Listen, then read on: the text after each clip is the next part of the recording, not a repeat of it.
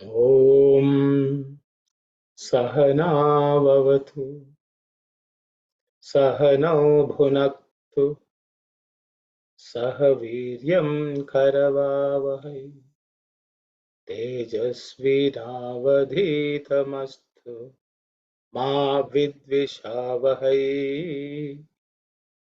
Om Shanti Shanti Shanti. Sairam.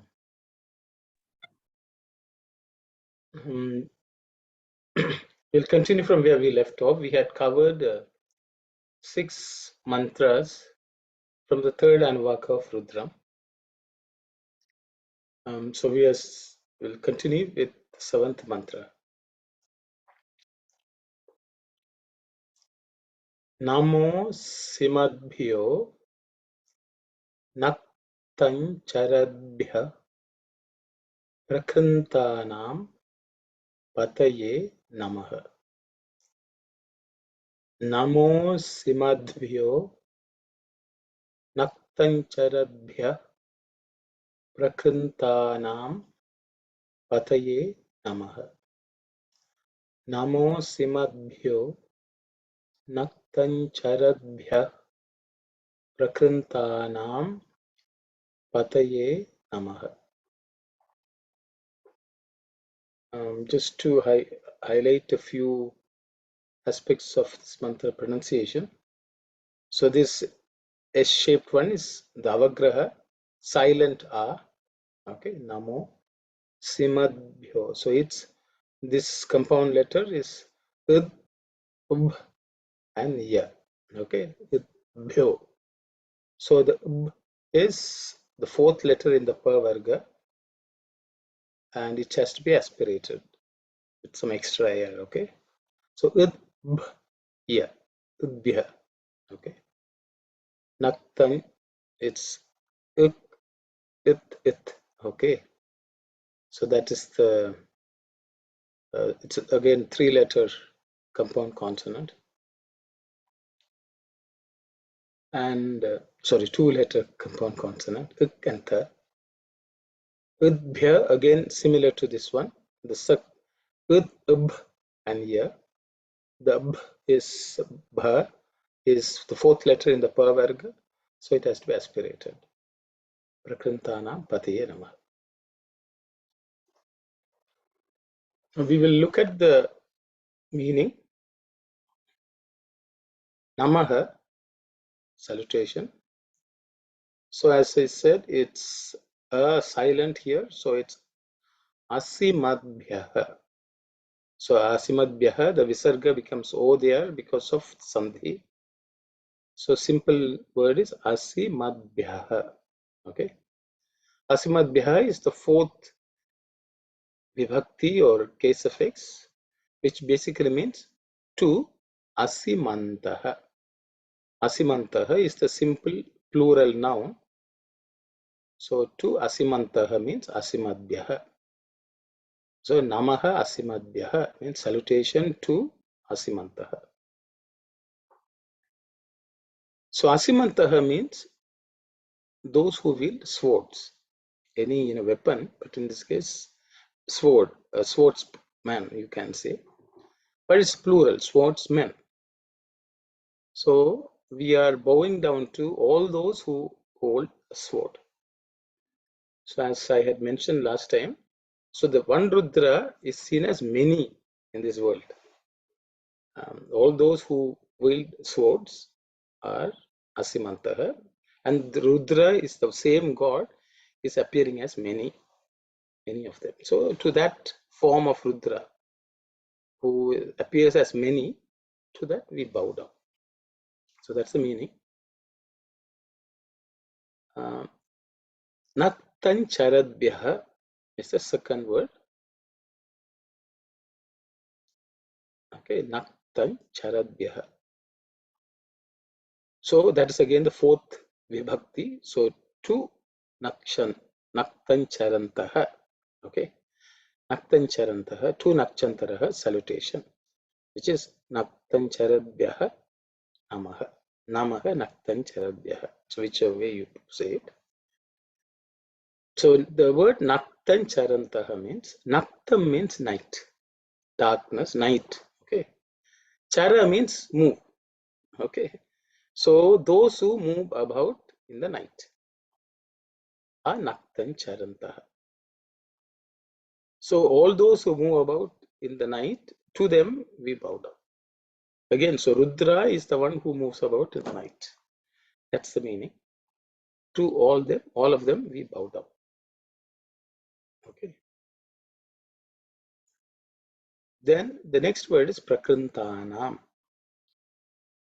Prakrintanam means it's a sixth vibhakti, which has a possessive meaning. That means belongs to or of Prakrintaha. Prakrintaha is the plural noun, simple noun. So of Prakrintaha, belonging to Prakrintaha. Okay. Who are Prakrintaha?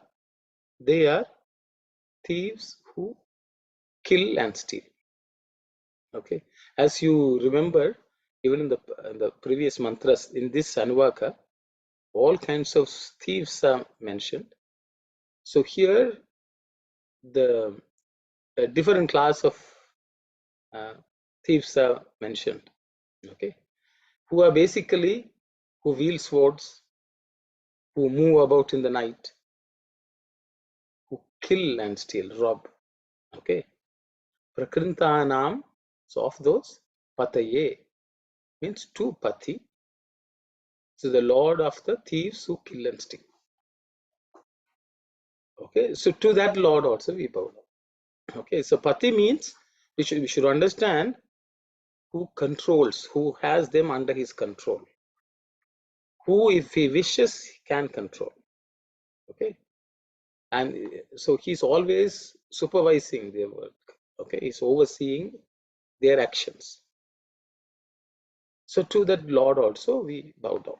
So in simple terms, salutation to those who wield swords, those who move about in the night, and the lord of those who kill and steal. Okay, so again, from a practical worldly perspective, the lord is the one who appears as all these, who has control over their actions, and without whose will nothing can happen. Okay, that acknowledgement by a devotee is part of Rudram. Even in the negatives we are able to see the lord within them. Okay, that is a practice of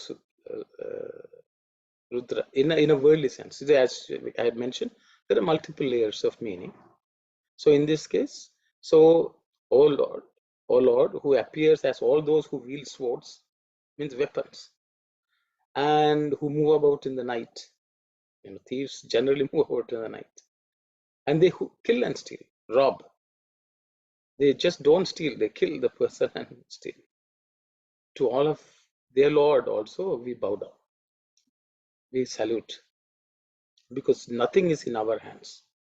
It's only the Lord who has control over, and everything happens according to his will. That is the significance from a worldly practical perspective. There are other levels of meaning, and I think which we can discuss by reading a few of Swami's discourse excerpts. So I will move on to that.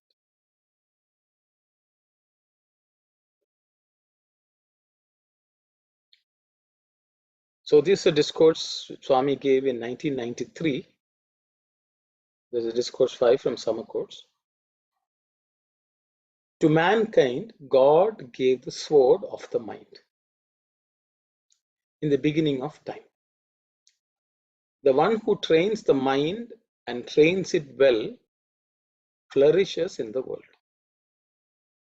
But he who is enslaved by the mind can never enjoy peace and comfort, even in the realm of dream. Embodiments of love. Mind is a sharp sword. Man will be able to fulfill himself if he realizes the subtle and mysterious workings of the mind. Mind travels fast, is strong, lighter than ether, and subtler than electricity. Man becomes an easy prey to sorrow and suffering by directing the mind on questionable paths. So as we can see, Swami has equated our mind to the sword. So who are all those who have that sword of mind? All human beings. Everyone who uses mind is also God. God is actually working through them. So here the sword also can be me. All those who are using their mind in very different ways. So as Swami has pointed out, it can be used positively or it can be used in questionable ways, which actually causes sorrow and suffering to us as well as others. So even to control our mind, we have to bow down to the Lord. So Rudra is worshipped to control the mind. And so if you have seen the first Anuvaka also, we discussed how the mind is the bow and arrow and things like that. Ultimately, Swami has equated Rudra, if you remember, to the mind itself, which is turned inwards. If you go back and look at some of the initial lessons. Okay, so sword also can be mind. So we'll look at the next excerpt.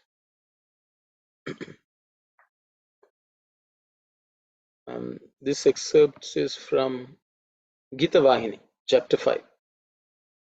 Okay.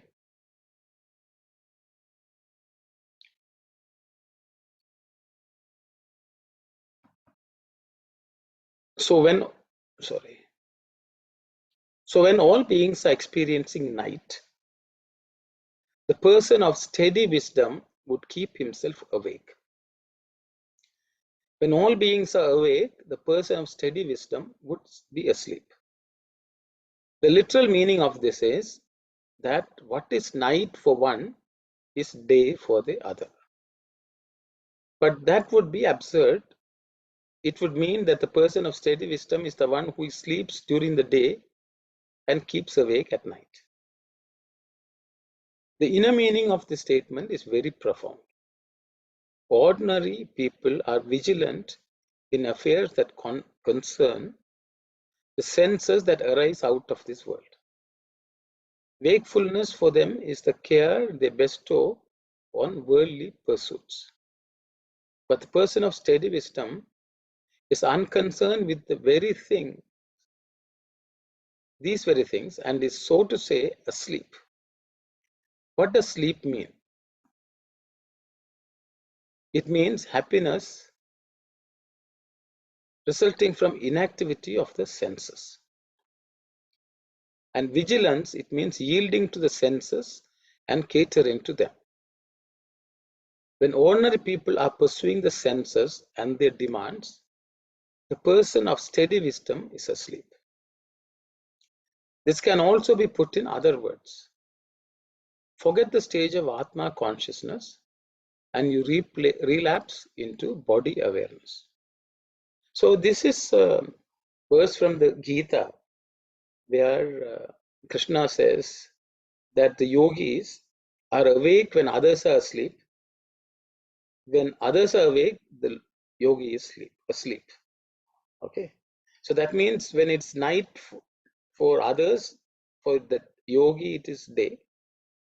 When it is night for the yogi, it is day for the others. So Naktan Charadbya can also mean people who are wading around in darkness. Darkness is also ignorance. So when we say in the Naktan Charadbya Namaha, means all those who are enslaved by the senses and the world outside, are actually in darkness because they think the body is the real thing, whereas the yogi is different. So you can see it in multiple ways. Naktan Charadya means who is asleep to the world, who sees the world as night. In them also Rudra is there. So all the jnanis also Rudra is present. That way also we can take. Naktan Charadya Prakrantanam Patenam. So in the same kind, even the people who kill and steal, any thoughts which takes away our life also can be considered. The Lord is the one who controls that. That is, if our mind goes all over the place, those thoughts themselves cause suffering. That means we are actually killing our own life, wasting away our own lives. So from that sense also we can say Prakrintanam. That means Prakri also means external actions. Pra means outside, Kri means to do. So when we are all active in this world, for us also the Lord is only God who will actually help us control our mind. And to that Lord also we can pray. So Prakritana means who are in this Prakriti. Prakriti means this nature. So Prakrintana means we are all who all are busy in this world is Prakrintana. So we who are so busy in this world are Prakrintas. Our Lord is also Rudra. Okay, so that meaning also comes through in this mantra. Okay. So I will go over to the next mantra.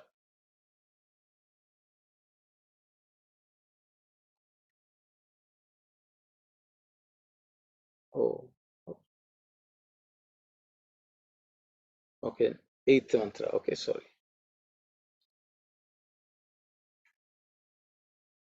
Nama Ushnishine Giricharaya Kulunchanam Pataye Namaha.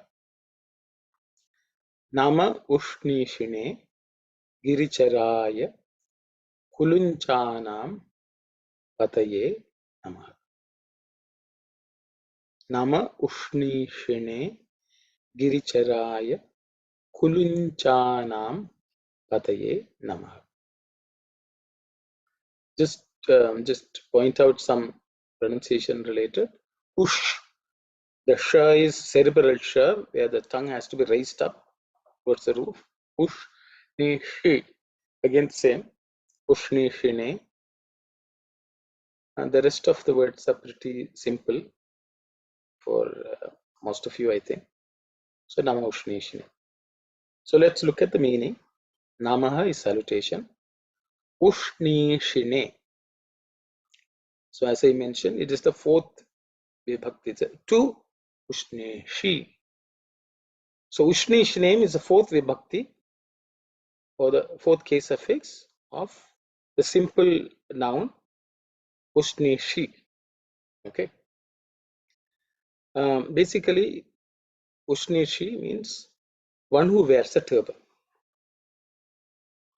In the villages, someone who wears turban and walks around, that kind of meaning. It's a singular noun, Ushneshne. So Nama Ushneshne means one who wears something on the head, a turban on the head. To that person we bow down. Then the next one is Giricharaya. Okay. Giricharaya means, I think we have looked at similar words before. Giri means mountain.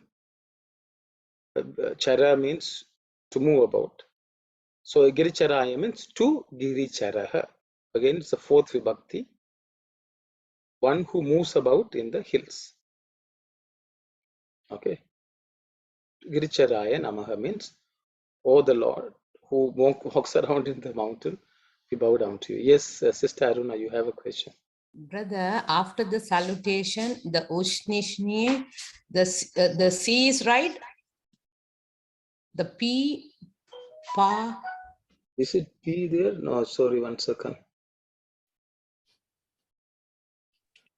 It's sure, but it's faint. It's very faint. I was trying to Yeah, focus on actually, that. if you focus on, it should be the Yeah. same. Actually, I copied this only. Okay, okay. Okay, I it's, was reading it. Thank you. I think because of the font, it is showing differently. If you see in the print, it will be fine, sister. I'm sorry.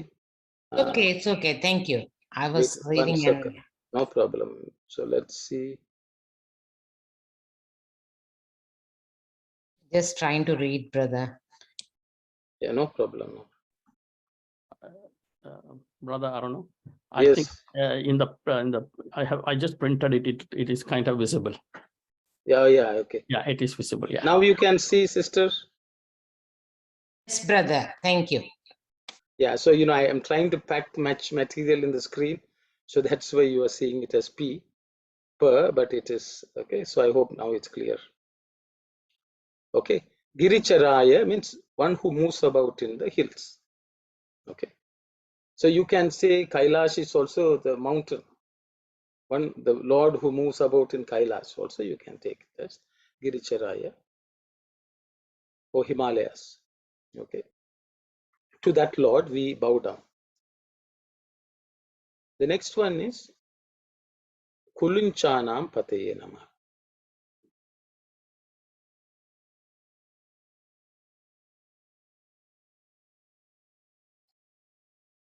Lunch in the Kulinchanam is again sixth vibhakti of Kulinchaha. Okay, belonging to Kulinchaha. Okay, which is the sixth vibhakti.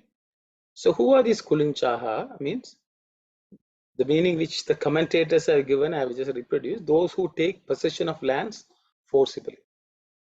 Okay, lunch means to grab, pull. Okay, to grab, you can say. Ku means has multiple meanings. Okay, one of the meaning is it is land, space. So people who take away the space.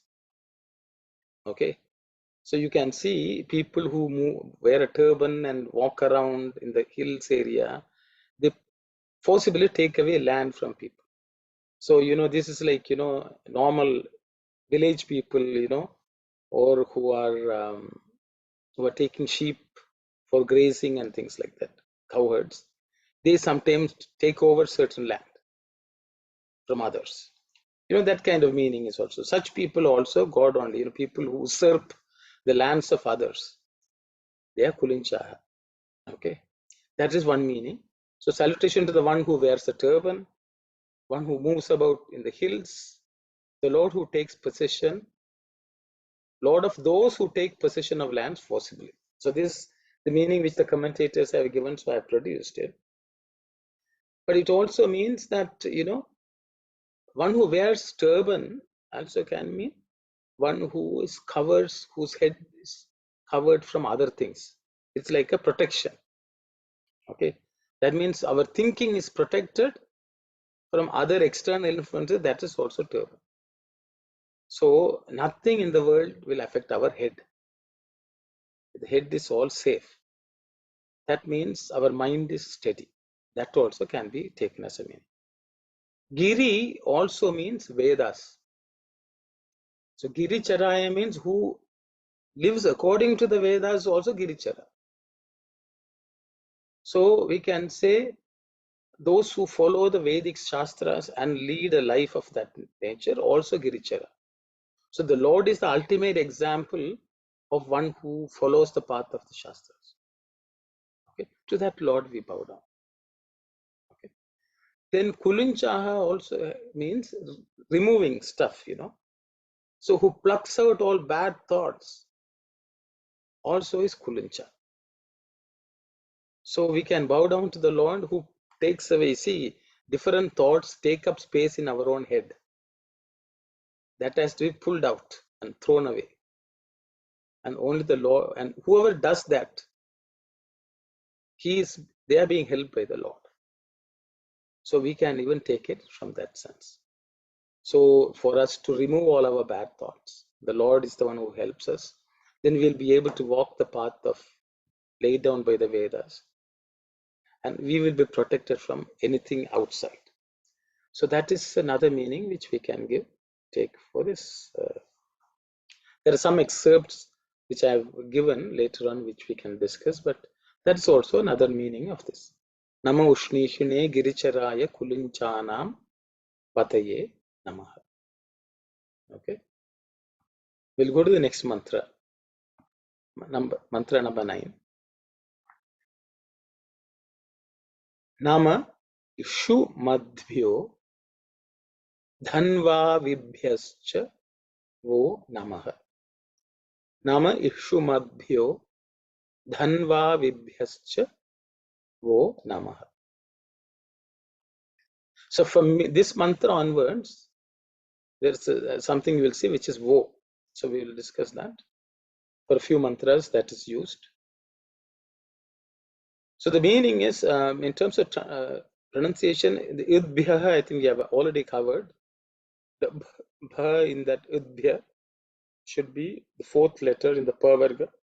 So it has to be given, stressed with some extra air. Ishu, we have also the Sha, which is cerebral Sha. So the tongue should raise up. Dha is the fourth letter in the Thavarga. So it has to be aspirated. Dha, Dhanva Vibhyascha. So here again, Vibhya comes, that's again, the Bha is the fourth letter in the Pavarga, aspirated. Vischa Vo Namaha. If you look at the meaning, Namaha salutation, Ishu Madhyaha. I think we have covered this before also, but Ishu Madhyaha is the fourth vibhakti of Ishu Mantaha. Okay. To Ishu Mantaha salutation. Again, it's a plural. Okay. Ishuman or Ishumat means singular. Ishumantaha means plural. Ishu is arrow. I think we have looked at Ishu means arrow. Mat means one who has, one who possesses is Ishumat. I think we have Mat, it's called Matu Pratyaya in Sanskrit. Balava, wherever Mat is added. Okay, Buddhiman means one who has Buddhi. That kind of meaning. So mat is that. Okay, we have I think done similar examples before. So Ishumantaka means those who possess arrows, those who have a lot of arrows. To Ishumantaha salutation, Ishumadhyaha salutation. The next word is Dhanva Vibhya. Okay, so here there is here Ishumadhyo, the Visarga has become O because of Sandhi, okay, which similar to what you have already seen. In this case, the Dhanva Vibhyascha is made of two words, Dhanva Vibhyaha and Cha. So the Visarga has become Ish in this Sandhi, okay, Dhanva Vibhyascha. So Dhanva Vibhyaha means it's a fourth vibhakti of Dhanva Vayaha. Dhanva Vayaha, okay. So Dhanva Vayaha means Dhanva Avayaha means in their hands they are holding bows. Okay. So again it's plural. Dhanvavi and Dhanvavayaha. Dhanvavi is the singular. Dhanvavayaha is the plural. Those who possess bows. So we are bowing down to people who possess arrows. We are also bowing down to people who possess bows. Okay, again, we are seeing them as manifestations of Rudra in this world. If you're seeing many people holding arrows, they're all Rudras personified. Many people having bows, they are also forms of Rudra himself. Because without that Rudra, none of this is possible. So to them also, we recognize Rudra and bow down. Okay. Then we come to the next, this word, Vo. Vo actually is because of Sandhi, Vaha has become Vo. Vaha. Okay. Vaha means to you. It is, so far we have not told, to you, because this usage is more ancient usage, vaha. So to you, again it's plural. Okay. So to all of you, is my salutation. So what happens? So the devotee seeing Rudra in all the people and seeing the Rudra within those, oh Lord, who is present as you, all of this, to you, to all of you, I bow down. So you can also say, see in Tamil, when some people address with respect also, we use plural. Ungalukku, that type of meaning. Unakku and ungalukku. So in Hindi, they will say aapko, something of that sort. So it's with respect also, you can say. So vaha means to you, my salutation. Okay. Again, vaha is fourth vibhakti. Okay. I don't want to go into too much grammar at this point, but that's good enough. So salutation to those who possess arrows, those who possess bows, and to you, because cha is and to you. So not only we are bowing down to the people, but we want to stress that to you, Lord, our salutation. It's the cha is actually and it's more of a stress in this case, stressing the fact that we are bowing down to you, who is present in those. Okay, so like when we see someone, we will say namaste, but actually we are bowing down to the Lord within. Not only the external manifestation of the Lord, but the Lord within also we bow down. So that kind of meaning comes through in this.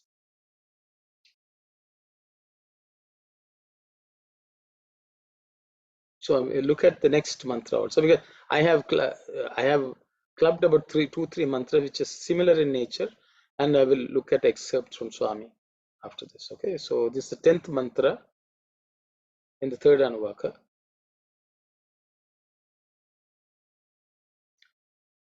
Nama atanvanebhyah prati dadhanebhyascha o namaha. Nama atanvanebhyah prati dadhanebhyascha o namaha. Nama atanvanebhyah pratidadhanebhyascha o namaha. We look at the meaning. In terms of translation, this ubhya pronunciation, ubhya is again the bha is fourth letter in the pa varga, so it has to be aspirated. Pratidadha, the dha. This dha is again fourth letter in the tha varga, so it has to be aspirated. Pratidadha nebhyascha, again bha is fourth letter in the pa varga, so it has to be aspirated. Okay. The meaning is Namaha salutation. Atanvanebhyah. So it's the fourth case affix of the simple noun, which is a plural noun. Atanvanah. Atanvanah. To Atanvana salutation. Atanvanebhyah Namaha. So the meaning of Atanvana means, the meaning the commentators are given is those who string the bows, who stretch the bow. Atha means to pull, stretch. I think we have looked at before also. Atha means from one place to another place you pull. That's the Athanvana. So they are all Athanvan. Okay, so they are all pulled. So that means who are ready to shoot. Okay, they who are ready to shoot, we bow down to.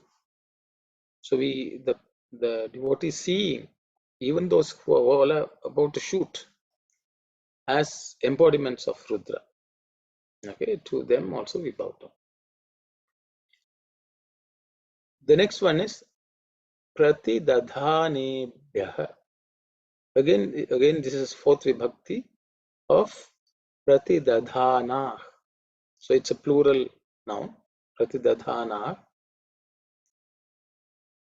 Pratidadhana is a singular. Pratidadhana is the plural.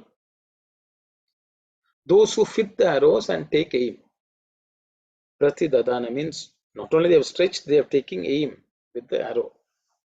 That means they are, one is stretching, the other one is pointing and aiming at everything. Pratidadhana, accurately.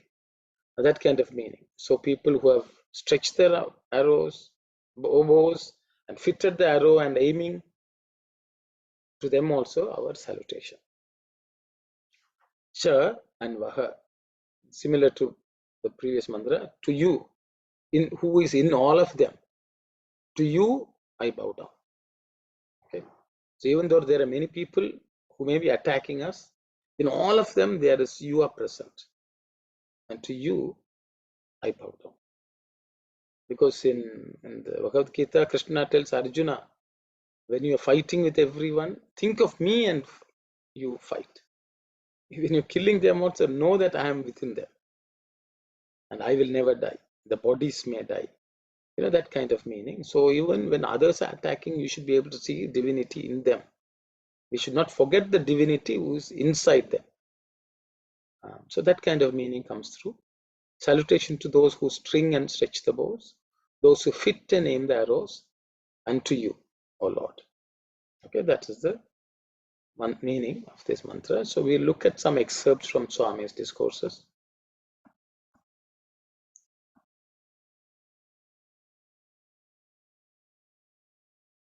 Every one of you can be Arjuna and achieve victory. The last shloka of the Gita was quoted now by Sri Bhagavantam. It says, Yatra Yogeshwara Krishna, Yatra Partho Dhanurdharaha, Tatra Shrir Vijayo Bhutir, Dhruva Nitir Matir Mama. Where there is Krishna, the supreme yogi, and where also there is Arjuna bearing his bow, their victory for truth and justice is assured. So this is the last verse in the Bhagavad Gita which Swami has quoted here. This verse assures victory not only when the Mahabharata Arjuna wields the bow in the presence of Krishna. Every one of you can be Arjuna and wield the bow and achieve victory. For the bow is but the symbol of courage and faith, of high resolve and undaunted caliber. And how can you become Arjunas? Arjuna means white, pure, unsullied, without blemish. As soon as you become that and hold the bow, the Upanishads declare that the Pranava or Om is the arrow and God is the target. Krishna is ready with his presence, for he is everywhere at every moment. There is no need to invite him or install him. He will answer from your very heart. So if you picture the scene in the war, Arjuna is ready with this bow and arrow. He's Dhanurdharaha, means where he is holding the bow, ready to shoot the arrow. And the Lord is by his side. So when you listen to some of these mantras, you can imagine Rudra being there. Rudra is none but Krishna also. So Krishna is there. To him also we bow down. To the devotee like Arjuna also we bow down. When we bow down, that means we would hoping and praying that we also become like Arjuna. And Swami says, what is the bow? Hold the bow, and so he says, Om is the pranava, is the arrow. The mantra which we chant is the arrow, which will reach the target of God.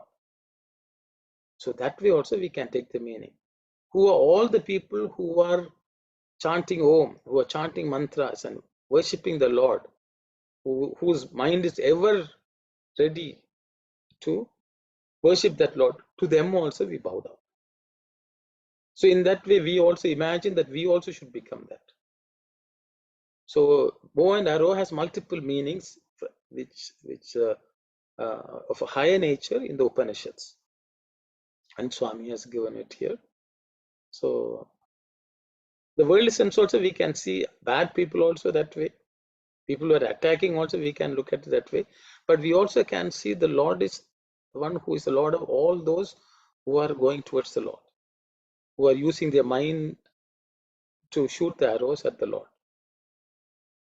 The thoughts are the arrows. Each thought should go and land on the Lord. So that kind of meaning, which we have looked at before. I will another excerpt. So this the previous excerpt which I give is a discourse Swami delivered in 1974, August 31st.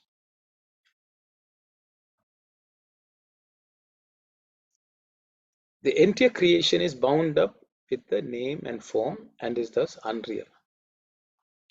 It can be described in words, so it is limited and circumscribed by the intellect and the mind. Only the Supreme Person, Parama Purusha, is eternal, real and pure. He is the prompter of activity and the dispenser of consequence. But he is beyond the eye, beyond the intellect, like the spokes of a wheel that radiate from the hub, that lead from all directions to the center. All creation radiates from him. The mind is the instrument to reach the central hub and know that all spokes radiate from it. Brahman is the target to be reached by the arrow mind. Have your mind fixed on the target and using the Upanishadic teaching as the bow, shoot straight and hard to hit the Brahman, the master. Om Pranava is the arrow, Brahman is the target.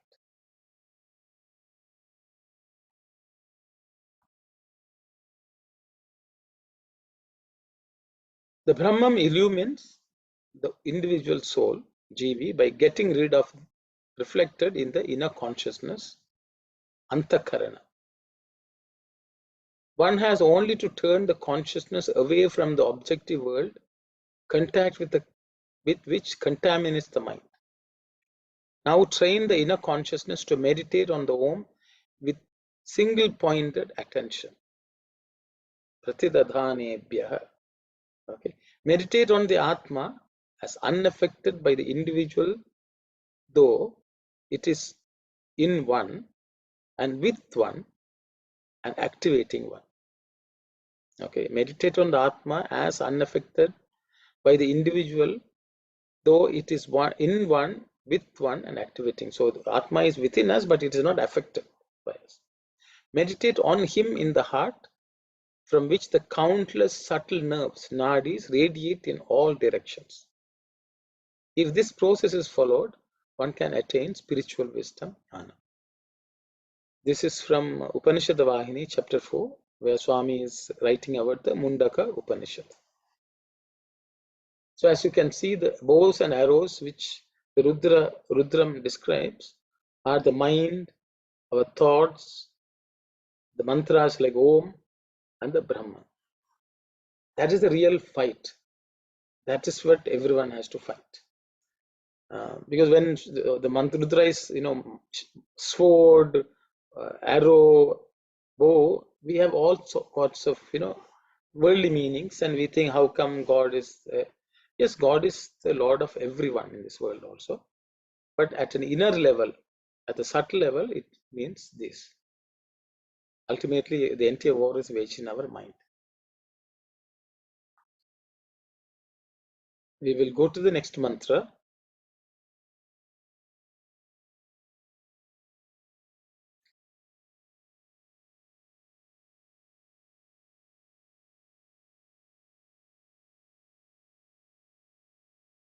Nama ayachadbhyo visrijadbhyascha vo namaha. Nama ayachadbhyo visrijadbhyascha vo namaha. Nama ayachadbhyo Vishrujadbhyascha Vo Namaha. Just a look at some pronunciation aspects. Ayacha. This is Icha.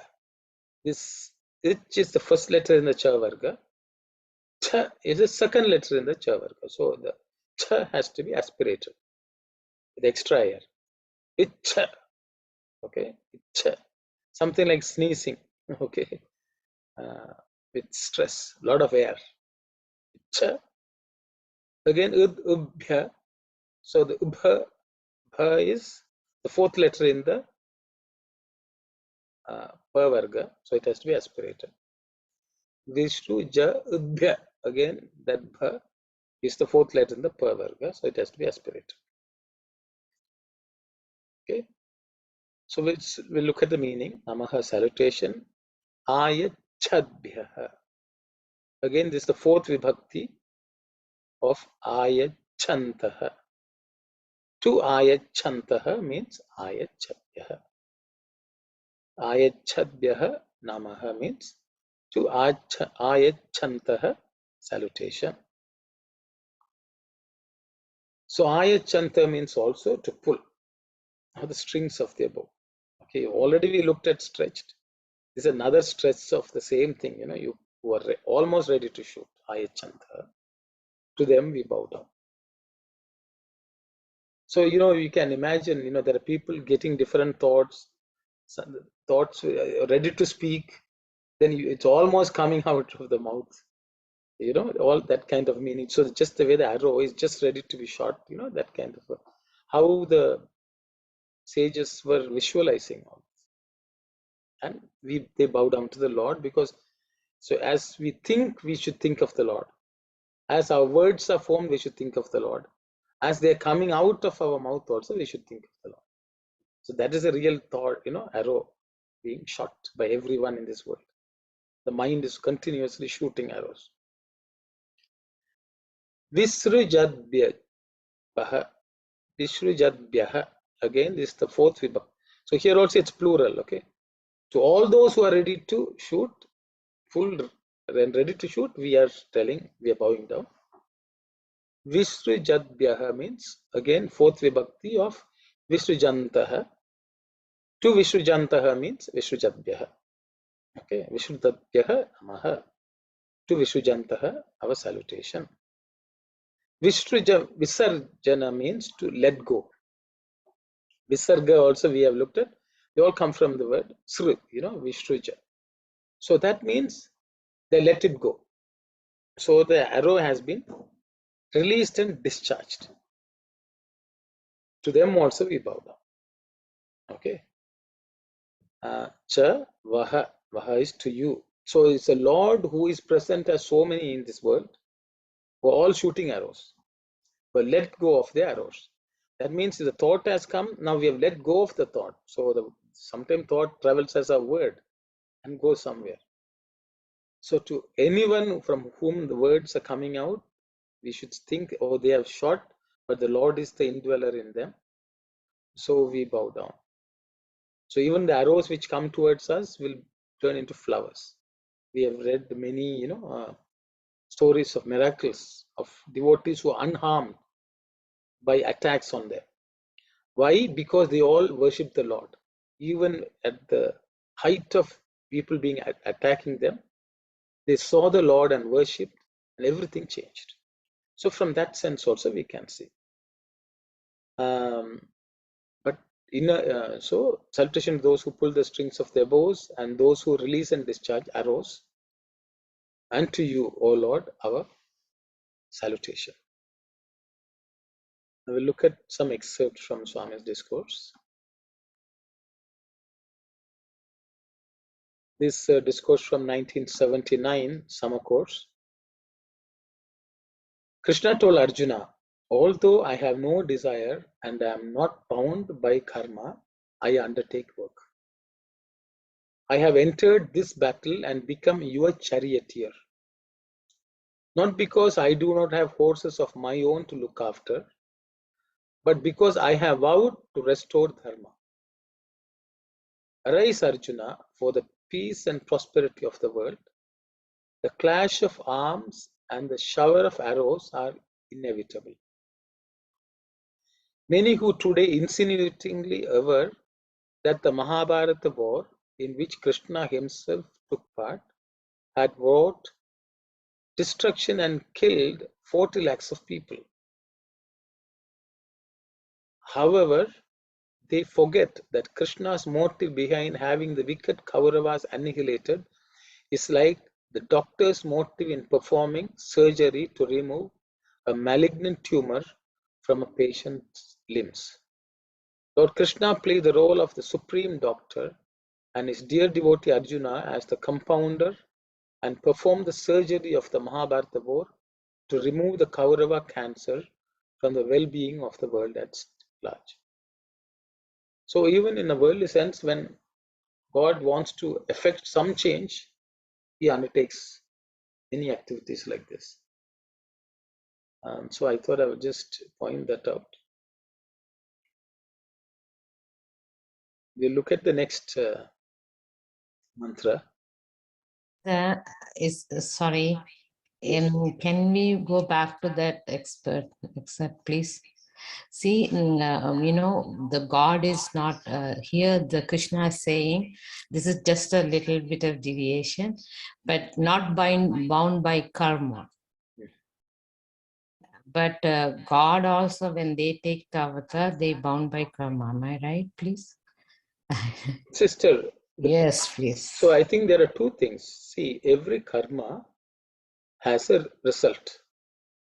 Okay, that is natural in this world. The law of law of action.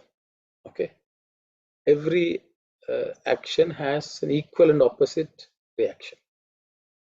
That is a natural law in this world. So even if Krishna performs an action, there is bound to be a result.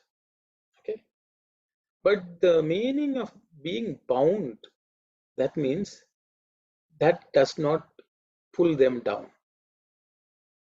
Okay, so for even if God does something, the action will have a result. That is never a situation. But if you're bound by that, means you're stuck with it. Okay, you are tied by that, so your attachment to the result is very, very high. That is the word bound. Okay, the Lord is not bound, he's untouched. It's like a drop on the leaf of a lotus leaf. It'll just fall off, it'll roll off, it will not touch the lotus leaf. But human beings get bound by it. Means we are affected by happiness, sorrow, sadness, disappointment. The Lord he will smile. See, Krishna it's a digression, but I will see Krishna. No, people don't understand. Krishna alone was on the Pandava side. His own army, his own people were on the opposite side. Arjuna was killing his own people. Okay, but was he affected? So even in the battleground, only the Lord can laugh and sing. Bhagavad Gita is a song. Krishna is supposed to sing in the battlefield. When Arjuna was crying, Krishna was laughing. His own family was also his own people were also on the other side who are going to be killed. He was not upset about it. He was singing. Whereas Arjuna was bound. So he was crying. Okay, so thank you so much, brother. Saira. Thank you. Saira, brother. Yes. Relatives, they are good people too. So Pardon?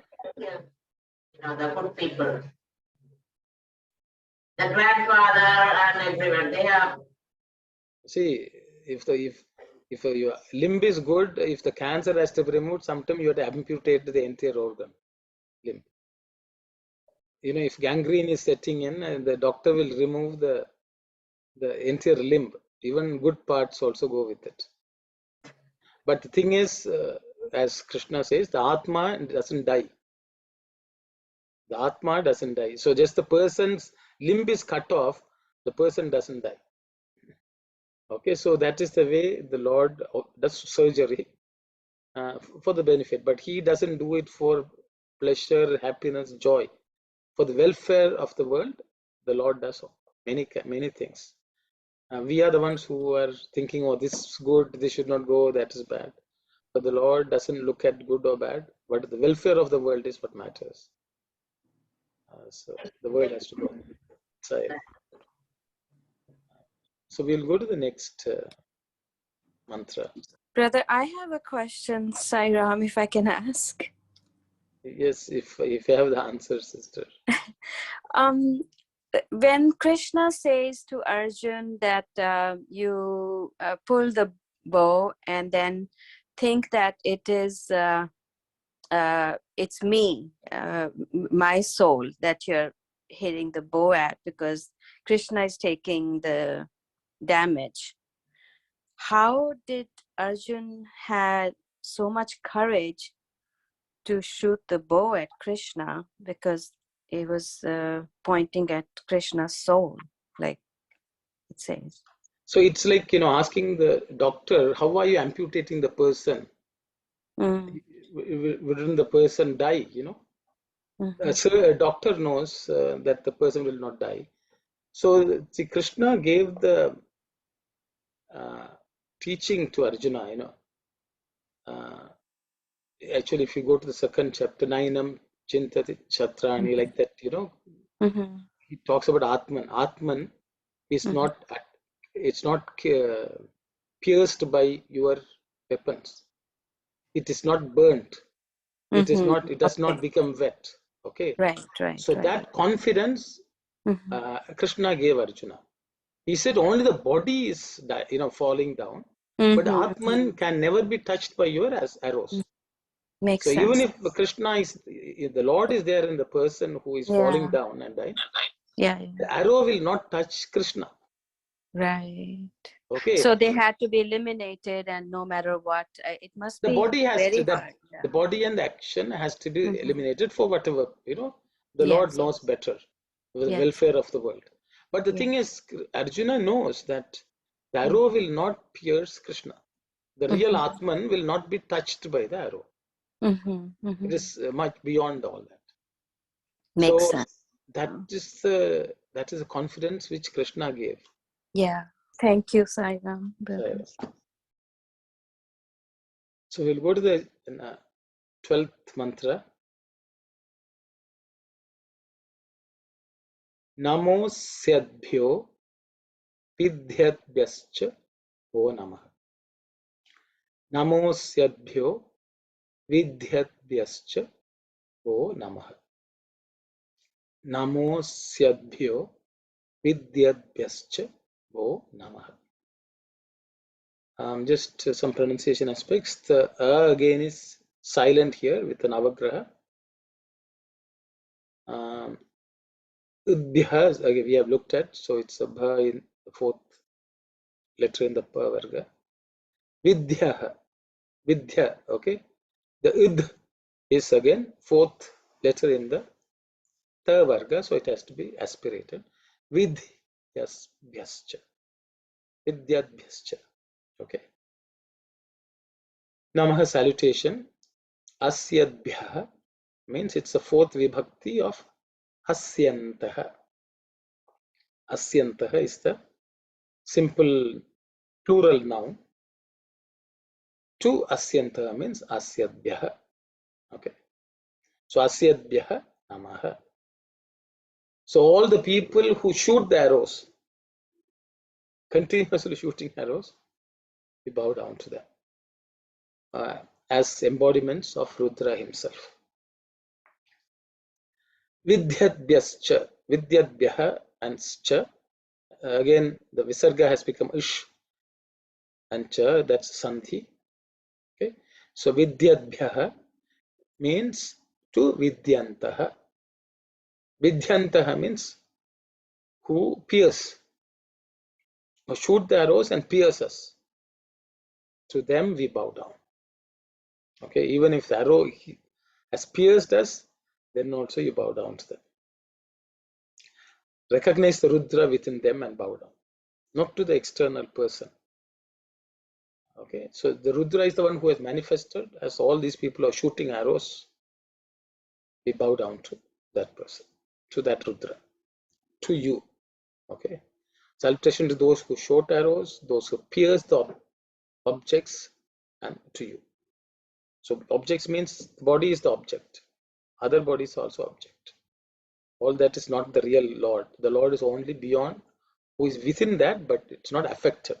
As previously said, Krishna says, even though the Lord is in you, with you, he is unaffected.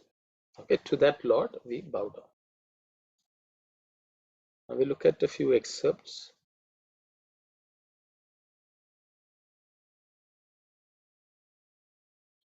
When the Mahabharata war was imminent, it was said in circles that knew the evils of the age that only a thick shower of arrows could smother the flames of hate.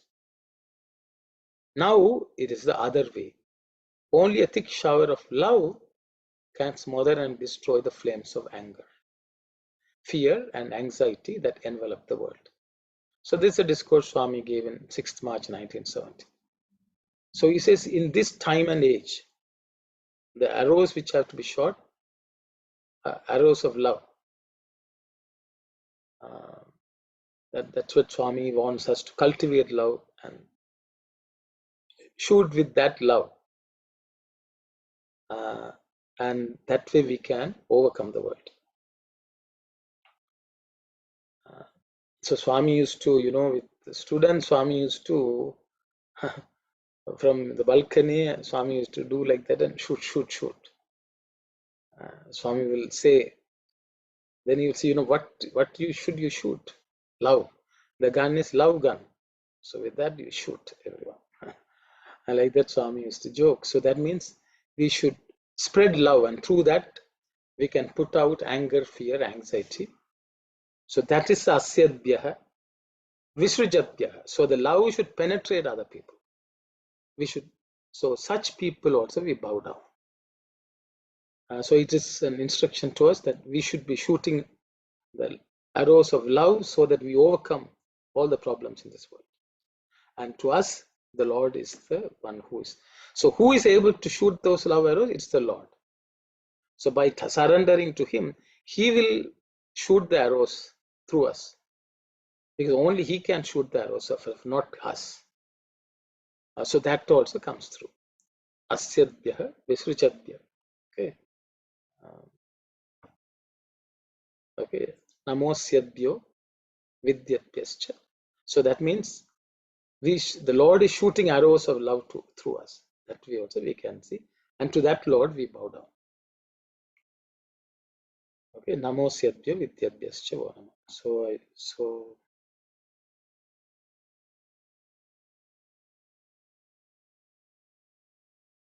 I think I seem to have. So that's all I have for today. Okay, so it's 10:08. I thought we should cover 6 mantras, so I covered. If there are questions and if I have the answer, I will share. So I will pause here. If there are no questions, then. So if anyone else has, if no one has questions, then we can close the session today, and we will meet next week. So I will close with Shanti, Samastaloka and Shanti. Om Samastaloka Sukhino Bhavantu. Samastaloka Sukhino Bhavantu. Samastaloka Sukhino Bhavantu. Om Shanti Shanti Shanti. Sairam everyone.